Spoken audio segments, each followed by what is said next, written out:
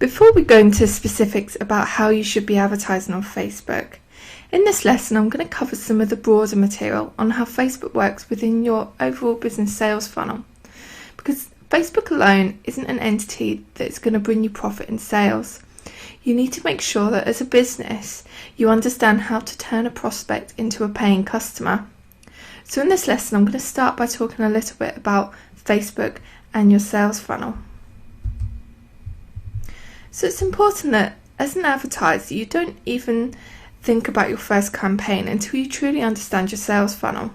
Because your sales funnel is a pretty simple marketing concept. It's really about understanding how to turn someone who doesn't know anything about your business into a buyer. And that's not something that happens immediately. Well, I guess it can happen very instantaneously if you have an amazing product, but that sort of buyer behaviour is rare. In reality, most buyers go through a staged process. At the start, they know little or nothing about you, your business or your product, but by the time they buy, they're trusted and loyal fans of your brand. So let's turn this whole train on its head for a sec.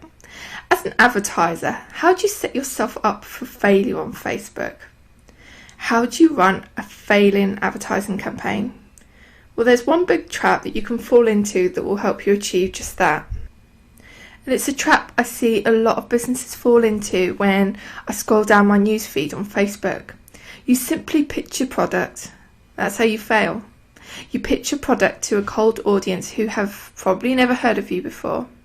An audience who not only haven't heard of you, they don't trust you, they don't know why your product is of any benefit to them, and they don't display any keen buyer behaviour. And by that I mean a prospect who's displaying plenty of signals that they're ready to buy.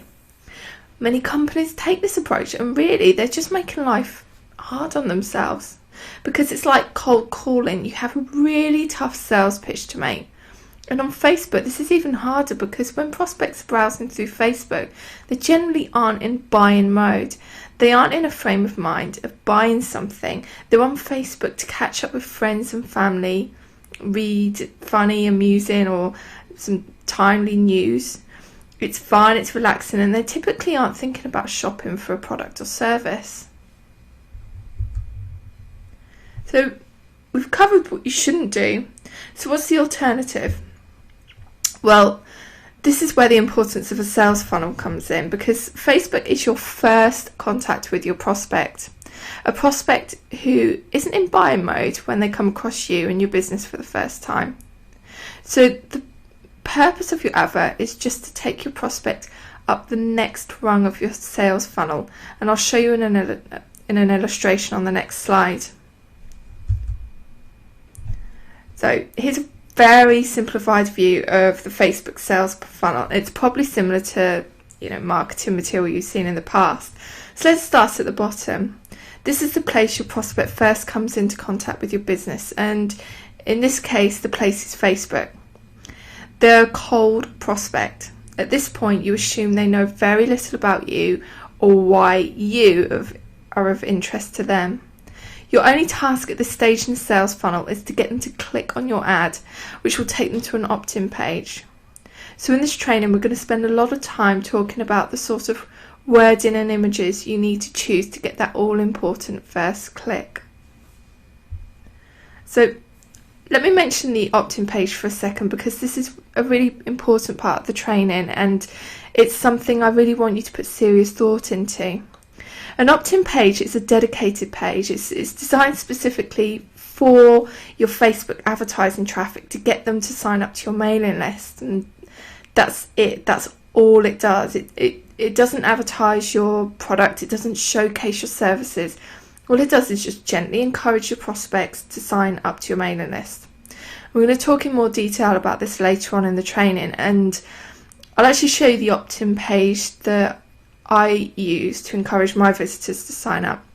But for now, I just want you to start thinking about having that sort of dedicated page rather than trying to drive traffic to your website homepage. So you might be wondering why I want you to get your prospects on an email list. Well, it's quite simply because email is the best marketing tool you've got as a business to build a relationship with your prospect. It allows you to build trust, and it turns them from a cold into a warm lead. Now, Forrester Research recently did a survey. They found that 89% of marketers cited email as their primary channel for lead generation. And these are experienced marketers. It's been proven time and time again for its effectiveness. When someone gives you their email address, they're showing their first step in building a relationship with you as a business. After that, it's really down to you to nurture and grow that relationship. So that's why I believe it's really essential that you get your Facebook lead onto your email list, and you do that via a dedicated opt-in page. Finally, you have the opportunity to pitch to your prospect, but only once you've built that relationship with them. This is something you do via a dedicated sales page and a pitch via email rather than via Facebook. But by the time you pitch to them, they should have a strong brand awareness. They should, by that point, be a loyal follower, and they should be really eager to buy. So obviously this is a far longer route to a sale than simply promoting your product on Facebook, with a price attached to it. But it is far more effective. You're going to find that it allows you to fine-tune every single aspect of your sales funnel to optimize and improve conversion rates. And that's something that's going to have a direct impact on your profit.